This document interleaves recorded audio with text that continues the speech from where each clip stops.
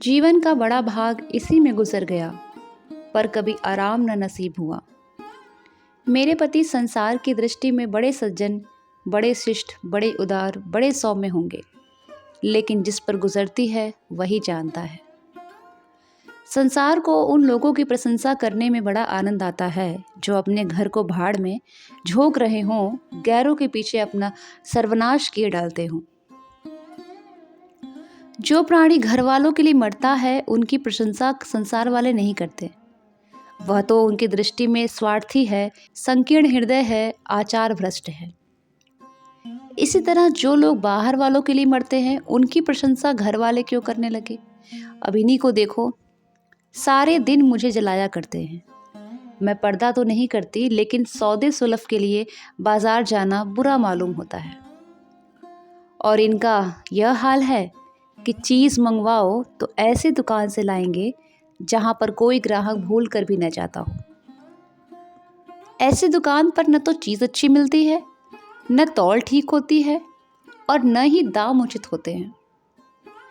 यह दोष न होते तो वह दुकान बदनाम ही क्यों होती? पर इन्हें ऐसी ही गई बीती दुकानों की चीज़ें लाने का मर्ज है। बार बार कह दिया, साहब की चलती हुई दुकान से सौदे लाया करो, वहाँ माल अधिक खपता है, इसलिए ताज़ा माल आता रहता है। पर इनकी तो टुटपूजियों से ही बनती है और वे इन्हें उल्टे छुरे से मूंढते रहते हैं। गेहूं लाएंगे तो सारे बाजार से खराब घुना हुआ चावल, ऐसा मोटा कि बैल भी न पूछे। दाल में कराई और कंकड़ भरे हुए। मन लकड़ी जला डालो, लेकिन क्या मजाल है कि दाल गल जाए। घी लाएंगे तो आधा आधा तेल या 16 आने काटो जेम, और दरअसल घी से एक छटाक कम। तेल लाएंगे तो मिलावट, बालों में डालो तो चिमट जाए। पर दाम दे आएंगे शुद्ध आंवले के तेल का। किसी चलती हुई नामी दुकान पर जाते तो इन्हें जैसे डर लगता है। शायद ऊंची दुकान और फीके पकवान के कायल हैं। मेरा अनुभव तो ये है कि नीची दुकान पर ही सड़े पकवान मिलते हैं। एक दिन की बात हो तो शायद बर्दाश्त कर ली जाए, रोज रोज का टंटा नहीं सहा जाता। मैं पूछती हूँ, आखिर आप टुटपूजियों की दुकान पर जाते ही क्यों हैं? क्या उनके पालन पोषण का ठेका ले रखा है आपने? आप फरमाते हैं, मुझे देखकर सब के सब बुलाने लगते हैं। वाह, क्या कहना है, कितनी दूर की बात कही है। जरा इन्हें बुला लिया और खुशामद के 2 शब्द सुना दिए, थोड़ी सी स्तुति कर दी, बस आपका मिजाज आसमान पर जा पहुंचा। फिर इन्हें सुधि नहीं रहती कि यह कूड़ा करकट बांध रहा है या फिर क्या। पूछती हूँ, तुम उस रास्ते से जाते ही क्यों हो? क्यों किसी दूसरे रास्ते से नहीं जाते? ऐसे उठाए गिरों को मुंह लगाते ही क्यों हो? इसका कोई जवाब नहीं। एक चुप 100 बाधाओं को हराती है। एक बार एक गहना बनवाने को दिया। मैं तो महाशय को जानती थी, इनसे कुछ पूछना व्यर्थ है। अपने पहचान के एक सुनार को बुला रही थी। संयोग से आप विराजमान थे। बोले, यह संप्रदाय विश्वास के योग्य नहीं है, धोखा खाओगी। मैं एक सुनार को जानता हूँ, मेरे साथ का पढ़ा हुआ है, बरसों साथ साथ खेले हैं, वह मेरे साथ चालबाजी कभी नहीं कर सकता। मैंने भी समझा, जब इनका मित्र है और वो भी बचपन का, तो कहाँ तक दोस्ती का हक न निभाएगा। सोने का एक आभूषण और 100 रुपए इनके हवाले कर दिए। इस भले मानस ने वह आभूषण और रुपए न जाने किस बेईमान को दे दिए कि बरसों के झंझट के बाद जब चीज बनकर आई तो 8 आने तांबा और इतनी भद्दी कि देखकर घिन लगने लगी। बरसों की अभिलाषा धूल में मिल गई। रो पीट कर बैठी रही। ऐसे ऐसे वफादार तो इनके मित्र हैं, जिन्हें मित्र की गर्दन पर छुरी फेंकने में भी संकोच नहीं। इनकी दोस्ती भी उन्हीं लोगों से है जो जमाने भर के जट्टू, गिरहकट, लंगोटी में फांक खेलने वाले फाके मस्त हैं, जिनका उद्यम ही इन जैसे आंख के अंधों से दोस्ती गांठना है। नित्य ही एक न एक महाशय उधार मांगने के लिए सिर पर सवार रहते हैं और बिना लिए गला नहीं छोड़ते, मगर ऐसा कभी नहीं हुआ कि किसी ने रुपए चुकाए हों। आदमी एक बार खोकर सीखता है, 2 बार खोकर सीखता है, किंतु यह भले मानस 1000 बार खोकर भी नहीं सीखते। जब कहती हूँ रुपए तो दे आए, अब मांग क्यों नहीं लेते? क्या मर गए तुम्हारे वह दोस्त? तो बस बगले छाग कर रह जाते हैं। आपसे मित्रों को सूखा जवाब नहीं दिया जाता। खैर, सूखा जवाब न दो, मैं भी नहीं कहती कि दोस्तों से बेमरौती करो, मगर चिकनी चुपड़ी बातें तो बना सकते हो, बहाने तो कर सकते हो। किसी मित्र ने रुपए मांगे और आपके सिर पर बोझ पड़ा, बेचारे कैसे इनकार करें? आखिर लोग जान जाएंगे ना कि यह महाशय भी खुखल ही है। इनकी हवीस यह है कि दुनिया इन्हें संपन्न समझती रहे, चाहे मेरे गहने ही क्यों न गिरवी रखने पड़े। सच कहती हूँ, कभी कभी तो एक एक पैसे की तंगी हो जाती है और इन भले आदमी को रुपए जैसे घर में काटते हैं। जब तक रुपए के वारे न्यारे न कर ले, इन्हें चैन ही नहीं मिलता। इनके करतूत कहाँ तक गाऊं? मेरी तो नाक में दम आ गया। एक न एक मेहमान रोज यमराज की भांति इनके सिर पर सवार रहते हैं। न जाने कहाँ के बेफिक्रे इनके मित्र हैं। कोई कहीं से आकर मरता है, कोई कहीं से। अरे घर क्या है, अपाहिजों का अड्डा है। जरा सा तो घर, मुश्किल से 2 पलंग, ओढ़ना बिछौना भी फालतू नहीं, मगर आप हैं कि मित्रों को निमंत्रण देने को तैयार। आप तो अतिथि के साथ लेटेंगे, इसीलिए इन्हें चारपाई भी चाहिए, ओढ़ना बिछौना भी चाहिए, नहीं तो घर का पर्दा खुल जाएगा। जाता है मेरे बच्चों के सिर। गर्मियों में तो खैर कोई मुजायका नहीं, लेकिन जाड़ों में तो ईश्वर ही याद आ जाते हैं। गर्मियों में भी खुली छत पर तो मेहमानों का अधिकार हो जाता है। अब मैं बच्चों के लिए पिंजड़े में कहीं फड़फड़ाया करूं? इन्हें इतनी समझ भी नहीं कि जब घर की यह दशा है तो क्यों ऐसे को मेहमान बनाए जिनके पास कपड़े लत्ते तक नहीं।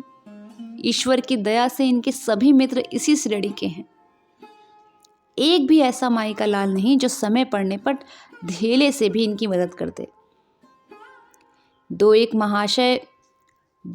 बार महाशय को इसका अनुभव अत्यंत कटु अनुभव हो चुका है, मगर इस जड़ भरत ने जैसे आंखें न खोलने की कसम खा ली हो। ऐसे ही दरिद्र भट्टाचार्यों से इनकी पटती है। शहर में इतने लक्ष्मी के पुत्र हैं, पर इनका किसी से परिचय नहीं। उनके पास जाते इनकी आत्मा दुखती है। दोस्ती गांठेंगे ऐसों से जिनके घर में खाने का ठिकाना भी नहीं। एक बार हमारा कहार छोड़कर चला गया और कोई दूसरा कहार मिला नहीं। किसी चतुर और कुशल कहार की तलाश थी इनको, किंतु आपको जल्द से जल्द कोई आदमी रख लेने की धुन सवार हो गई। घर के सारे काम पूर्ववत चल रहे थे, पर आपको मालूम हो रहा था कि गाड़ी रुकी हुई है। मेरा जूठे बर्तन मांजना और अपना साग भाजी के लिए बाजार जाना इनके लिए असहाय हो उठा। एक दिन जाने कहाँ से एक बागड़ू को पकड़ लाए।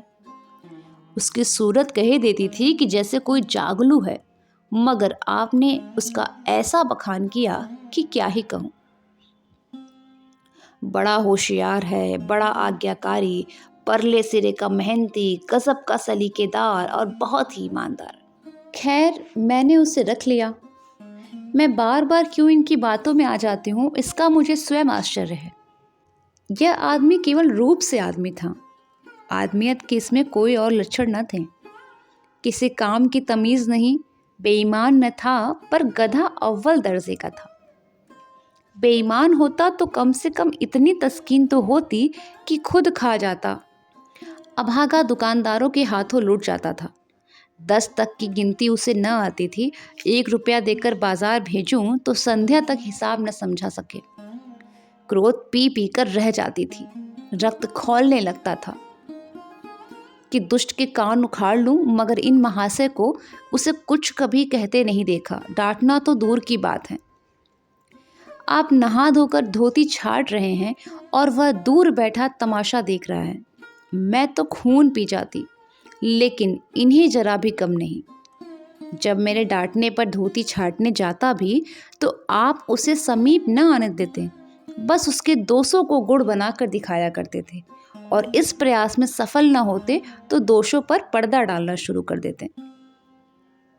मूर्ख को झाड़ू लगाने तक की तमीज न दी। मर्दाना कमरा ही तो सारे घर में ढंग का एक कमरा है, उसमें झाड़ू लगाता तो इधर की चीज उधर, ऊपर के नीचे, मानो कमरे में भूकंप आ गया हो। और गर्द का यह हाल कि सांसें लेना कठिन। पर आप शांतिपूर्वक कमरे में बैठे हैं जैसे कोई बात ही नहीं। एक दिन मैंने उसे खूब डांटा, कल से ठीक ठाक झाड़ू नहीं लगाई तो कान पकड़कर निकाल दूंगी। सवेरे सोकर उठी तो देखती हूँ कमरे में झाड़ू लगी है, हर एक चीज करीने से रखी हुई है, गर्द गुबार का नाम ही नहीं। मैं चकित होकर देखने लगी तो आप हंसकर बोले, देखती हो आज घूरे ने बड़े सवेरे उठकर झाड़ू लगाई है। मैंने समझा दिया, तुम ढंग तो बताती नहीं, उल्टे डांटने लगती हो। मैंने समझा, खैर दुष्ट ने कम से कम एक काम तो सलीके से किया। अब रोज कमरा साफ सुथरा मिलता, घूरे मेरी दृष्टि में विश्वासी बनने लगा। संयोग की बात, एक दिन मैं जरा मामूल से सवेरे उठ बैठी और कमरे में देखा तो क्या देखती हूँ कि घूरे द्वार पर खड़ा है और आप तन मन से कमरे में झाड़ू लगा रहे हैं।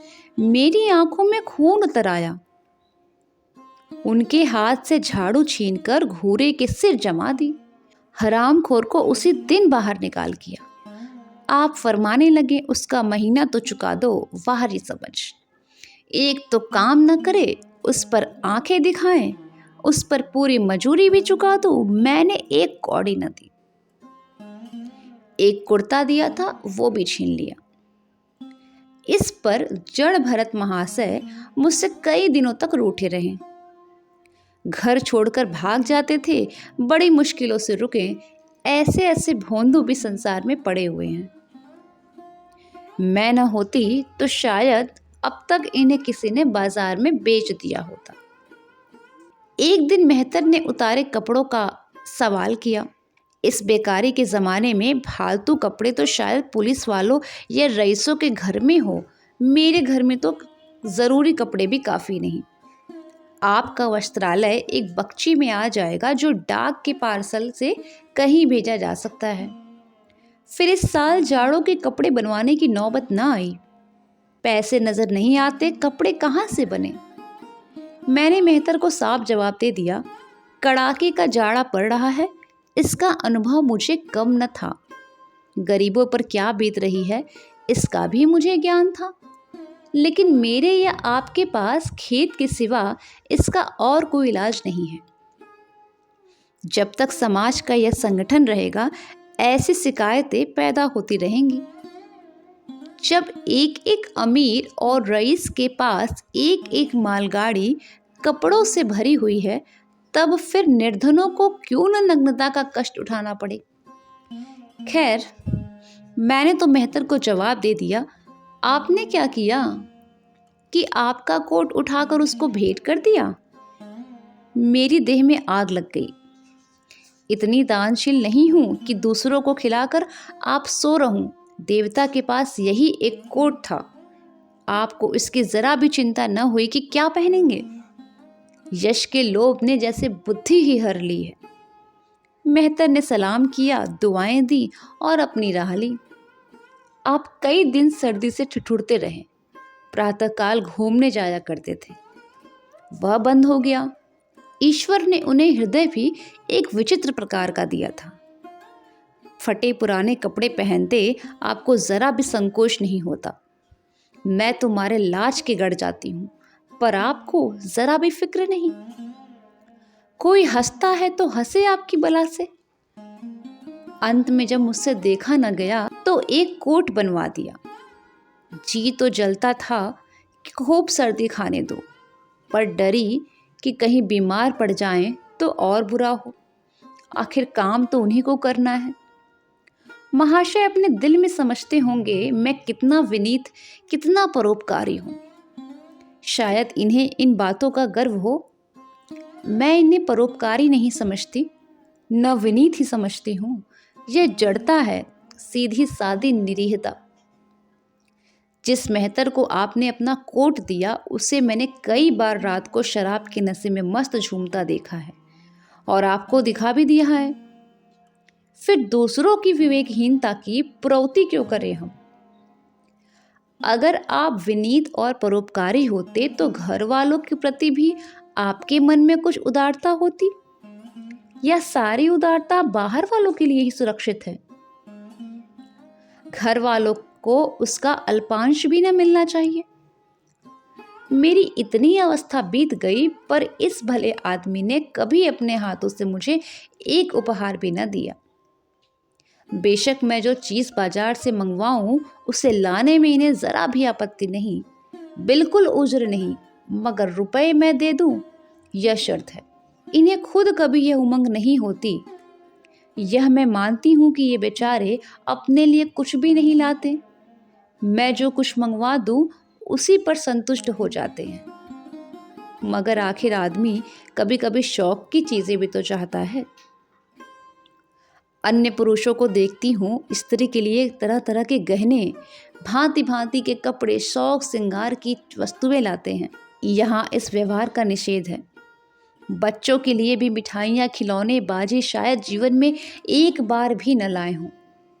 शपथ खाली है, इसीलिए मैं तो इन्हें कृपण कहूँगी, अरसिक कहूँगी, हृदय शून्य कहूँगी, उदार नहीं कह सकती। दूसरों के साथ इनका जो सेवा भाव है उसका कारण है इनका यश लोभ और व्यावहारिक अज्ञानता। आपके विनय का यह हाल है कि जिस दफ्तर में आप नौकर हैं उसके किसी अधिकारी से आपका मेल जोल नहीं। अफसरों को सलाम करना तो आपकी नीति के विरुद्ध है, नजर या डाली तो दूर की बात। और तो और कभी किसी अफसर के घर नहीं जाते। इसका खामियाजा आप न उठाएं तो कौन उठाए? औरों को रियायती छुट्टियां मिलती हैं, आपका वेतन कटता है। औरों की तरक्कियां होती हैं, आपको कोई भी नहीं पूछता। हाजिरी में 5 मिनट की भी देरी हो जाए तो जवाब पूछा जाता है। बेचारे जी तोड़कर काम करते हैं, कोई बड़ा कठिन काम आ जाता है तो इन्हीं के सिर पर मढ़ा जाता है। इन्हें जरा भी आपत्ति नहीं। दफ्तर में इन्हें घिस्सू, पिस्सू आदि उपाधियां मिली हुई हैं, मगर पड़ाव कितना ही बड़ा मारे इनके भाग्य में वही सूखी घास लिखी है। यह विनय नहीं है, स्वाधीन मनोवृत्ति भी नहीं है। मैं तो इसे समय चातुरी का अभाव कहूँगी, व्यवहारिक ज्ञान की क्षति कहती हूँ। आखिर कोई अफसर आपसे क्यों प्रसन्न हो? इसलिए कि आप बड़े मेहनती हैं। दुनिया का काम मुरव्वत और रवादारी से चलता है। अगर हम किसी से खींचे रहे तो कोई कारण नहीं है कि वह भी हमसे न खींचा रहे। फिर जब मन में क्षोभ होता है तो वह दफ्तरी व्यवहारों में भी प्रकट हो ही जाता है। जो मातहत अफसर को प्रसन्न रखने की चेष्टा करता है, जिसकी जात से अफसर का कोई व्यक्तिगत उपकार होता है, जिस पर वह विश्वास कर सकता है, उसका लिहाज वह स्वभावतः करता है। ऐसे सिरागियों से किसी को क्या सहानुभूति होने लगी? अफसर भी तो मनुष्य हैं। उसके हृदय में जो सम्मान और विशिष्टता की कामना है वह कहाँ पूरी हो? जब अधीनस्थ कर्मचारी ही उनसे फिरंट रहें तो क्या उसके अफसर उसे सलाम करने आएंगे? तो क्या उसके अफसर उसे सलाम करने आएंगे?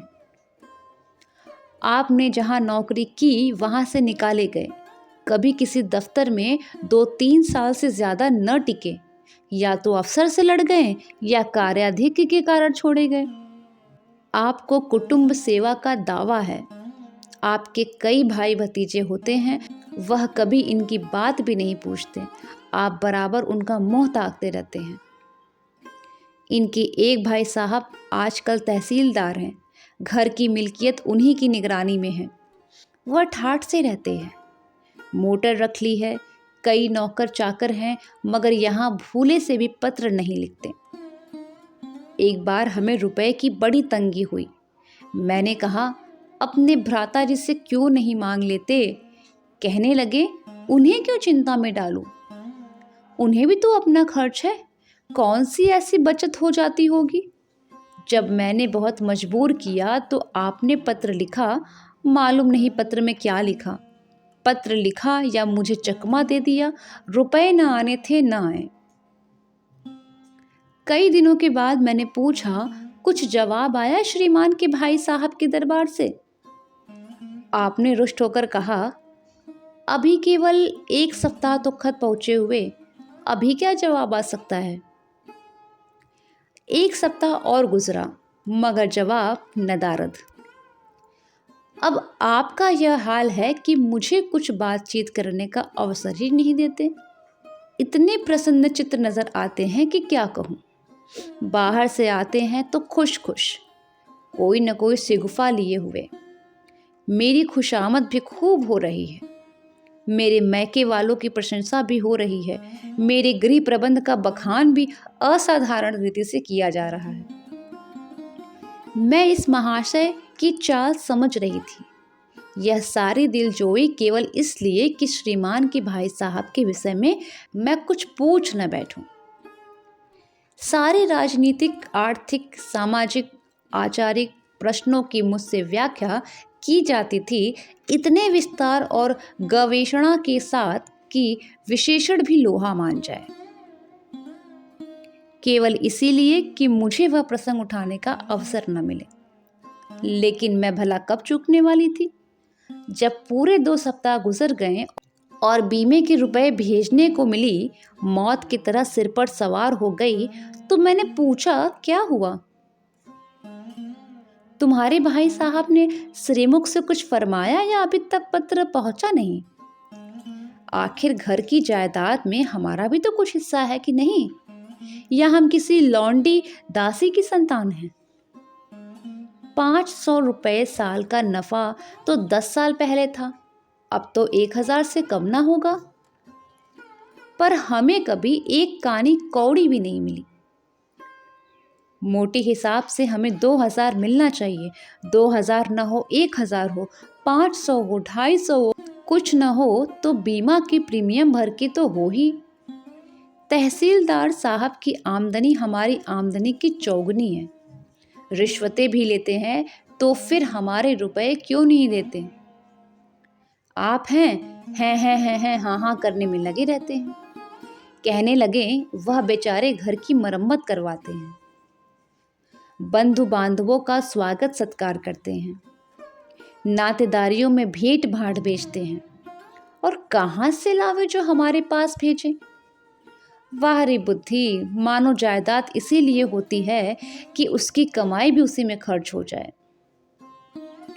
इस भले आदमी को बहाने गढ़ने भी नहीं आते। मुझसे पूछते, मैं एक नहीं 1000 बता देती। एक से एक बढ़कर कह देते, घर में आग लग गई, सब कुछ स्वाहा हो गया, चोरी हो गई, तिनका तक न बचा, 10,000 का अनाज भरा था जल गया, उसमें घाटा रहा, या किसी से फौजदारी हो गई, उसमें दिवाला पिट गया। आपको सूझी भी तो लचर सी बातें। तकदीर ठोक कर बैठ रही। पड़ोस की एक महिला से रुपए कर्ज लिए, तब जाकर काम चला। फिर भी आप भाई भतीजों की तारीफों के पुल बांधते हैं तो शरीर में मेरे आग लग जाती है। ऐसे कौरवों से ईश्वर बचाए। ईश्वर की दया से आपके 2 बच्चे हैं, 2 बच्चियां भी हैं। ईश्वर की दया कहूं या कोप कहूं, सबके सब उद्यमी हो गए हैं, खुदा की पनाह। मगर क्या मजाल है कि यह भोंदू किसी को कड़ी आंखों से देखे। रात के 8 बज गए हैं, युवराज अभी घूम कर नहीं आए। मैं घबरा रही हूँ। आप निश्चिंत बैठे अखबार पढ़ रहे हैं। झल्लाई हुई जाती हूँ और अखबार छीनकर कहती हूँ, जाकर जरा देखते क्यों नहीं, लौंडा कहाँ रह गया। न जाने तुम्हारा हृदय कितना कठोर है। ईश्वर ने तुम्हें संतान ही न जाने क्यों दे दी। पिता का पुत्र के साथ कुछ तो धर्म है। तब भी आप गर्म हो जाते हैं। अभी तक नहीं आया, बड़ा शैतान है। आज बचा आते हैं तो कान उखाड़ लेता हूँ, मारे हंटरों के खाल उधेड़ कर रख दूंगा। यो बिगड़ कर तैश के साथ आप उसे खोजने निकलते हैं। संयोग की बात आप उधर जाते हैं, इधर लड़का घर आ जाता है। मैं पूछती हूँ, तू किधर से आ गया? तुझे वह ढूंढने गए हैं, देखना आज कैसी मरम्मत होगी। यह आदत ही छूट जाएगी। दांत पीस रहे थे, आते ही होंगे, छड़ी भी उनके हाथ में है। तुम इतने मन के हो गए हो कि बात ही नहीं सुनते। आज आटे दाल का भाव मालूम होगा। लड़का सहम जाता है और लैंप जलाकर पढ़ने बैठ जाता है। महाशय जी 2-2.5 घंटे के बाद लौटते हैं, हैरान, परेशान और बदहवास। घर में पाँव रखते ही पूछते हैं, आया कि नहीं? मैं उनको क्रोध उत्तेजित करने के विचार से कहती हूँ, आकर बैठा तो है, जाकर पूछते क्यों नहीं? पूछकर हार गई, कहाँ गया था, कुछ बोलता नहीं। आप गरज कर कहते हैं, मन्नू यहाँ आओ। लड़का थर थर कांपता हुआ आंगन में छिप खड़ा हो जाता है। दोनों बच्चियां घर में छिप जाती हैं कि कोई बड़ा भयंकर कांड होने वाला है। छोटा बच्चा खिड़की से चूहे की तरफ झांक रहा है और आप बौखलाए हुए हैं क्रोध से। हाथ में छड़ी है। मैं भी वहां क्रोधोन्मत्त आकृति देकर पछताने लगती हूँ कि कहाँ से इनसे शिकायत की। आप लड़के के पास जाते हैं, मगर छड़ी जमाने के बदले आहिस्ता से उसके कंधों पर हाथ रखकर बनावटी क्रोध में कहते हैं, तुम कहाँ गए थे जी? मना किया जाता है, मानते नहीं हो। खबरदार जो अब इतनी देरी होगी। आदमी शाम को घर चला जाता है या मटर गश्ती करता है। मैं समझ रही हूँ कि यह भूमिका है, विषय अब आएगा। भूमिका तो बुरी नहीं, लेकिन यहाँ तो भूमिका पर इति हो जाती है। बस आपका क्रोध शांत हो गया, बिल्कुल जैसे कुआर की घटा घेर घार हुआ, काले बादल आए, गड़गड़ाहट हुई और गिरी क्या 4 बूंदें। लड़का अपने कमरे में चला जाता है और शायद खुशी से नाचने लगता है। मैं पराभूत होकर कहती हूँ, तुम तो जैसे डर गए, भला 2-4 तमाचे तो लगाए होते, इसी तरह तो लड़के शेर हो जाते हैं। आप फरमाते हैं, तुमने सुना नहीं मैंने कितनी जोर से डांटा? बच्चे की जान ही निकल गई होगी। देख लेना जो फिर कभी देर से आए। तुमने डांटा तो नहीं, हाँ आंसू पोंछ दिए। तुमने मेरी डांट नहीं सुनी? क्या कहना? आपकी डांट? लोगों के कान बहरे हो गए, लाओ तुम्हारा गला सहला दूं। आपने एक नया सिद्धांत निकाला है कि दंड देने से लड़के खराब हो जाते हैं। आपके विचार से लड़कों को आज़ाद रहना चाहिए, उन पर किसी तरह का बंधन, शासन या दबाव नहीं होना चाहिए। आपके मत से शासन बालकों के मानसिक विकास में बाधक होता है। इसी का यह फल है कि लड़के बेनकेल के ऊंट बन जाते हैं। कोई 1 मिनट भी किताब खोलकर नहीं बैठता। कभी गुल्ली डंडा, कभी गोलियां, कभी कनकौवे। श्रीमान भी लड़कों के साथ खेलते हैं। 40 साल की उम्र और लड़कपन इतना। मेरे पिताजी के सामने मजाल थी कि कोई लड़का कनकौवा उड़ा ले या गुल्ली डंडा खेल ले, खून पी जाते। प्रातः काल से लड़कों को लेकर बैठ जाते थे। स्कूल से जो ही लड़के आते फिर लेकर बैठते। बस संध्या समय आधे घंटे की छुट्टी देते थे, रात को फिर जोत देते। यह नहीं कि आप तो अखबार पढ़ा करें और लड़के गली गली भटकते फिरें। कभी कभी आप सींग काटकर बछड़े बन जाते हैं। लड़कों के साथ ताश खेलने बैठा करते हैं। ऐसे बाप का भला लड़कों पर क्या रोब हो सकता है? पिताजी के सामने मेरे भाई सीधे ताक नहीं सकते। उनकी आवाज़ सुनकर ही तहलका मच जाता है। उन्होंने घर में कदम रखा और शांति का साम्राज्य हुआ। उसके सम्मुख जाते लड़कों के प्राण सूखते थे। उसी शासन की यह बरकत है कि सभी लड़के अच्छे अच्छे पदों पर पहुंच गए हैं। हाँ, स्वास्थ्य किसी का अच्छा नहीं है। तो पिताजी का ही स्वास्थ्य कौन सा बड़ा अच्छा था? बेचारे हमेशा किसी न किसी औषधि का सेवन करते रहते थे। और क्या कहूँ, एक दिन तो हद ही हो गई। श्रीमान जी लड़कों को कनकौवा उड़ाने की शिक्षा दे रहे थे। यो घुमाओ, यो गोता दो, यो खींचो, ये ढील दो। ऐसा तन मन से सिखा रहे थे मानो गुरु मंत्र दे रहे हों। उस दिन मैंने इनकी ऐसी खबर ली कि याद करते होंगे। तुम कौन होते हो मेरे बच्चे को बिगाड़ने वाले? तुम्हें घर से कोई मतलब नहीं है, न हो, लेकिन आप मेरे बच्चे को खराब न कीजिए, बुरी बुरी आदतें न सिखाइए। आप उन्हें सुधार नहीं सकते तो कम से कम बिगाड़िए मत। लगे बगले झांकने। मैं चाहती हूं एक बार फिर यह गर्म पड़े तो अपनी चंडी रूप में दिखाऊं, पर ये इतना जल्दी दब जाते हैं कि मैं हार जाती। पिताजी किसी लड़के को मेले तमाशे न ले जाते थे। लड़का सिर पटक कर मर जाए मगर जरा भी न पसीजते थे। और इन महात्मा जी का हाल ये है कि एक एक से पूछ कर मेले लेके जाते हैं। चलो चलो, वहाँ बड़ी बहार है, खूब आतिशबाजियाँ छूटेंगी, गुब्बारे उड़ेंगे, विलायती चरखियाँ भी हैं, उन पर मज़े से बैठना। और तो और आप लड़कों को हॉकी खेलने से भी नहीं रोकते। यह अंग्रेजी खेल भी कितनी जानलेवा होते हैं। क्रिकेट, फुटबॉल, हॉकी, एक से एक घातक। गेंद लग जाए तो जान लेकर ही छोड़े। पर आपको इन सभी खेलों से प्रेम है। कोई लड़का मैच में जीत कर आ जाता है तो ऐसे फूल उठते हैं मानो किला जीत कर आया हो। आपको इसके जरा भी परवाह नहीं कि चोट चपेट आ गई तो क्या होगा, हाथ पांव टूट गए तो बेचारों की जिंदगी कैसे पार लगेगी। पिछले साल कन्या का विवाह था।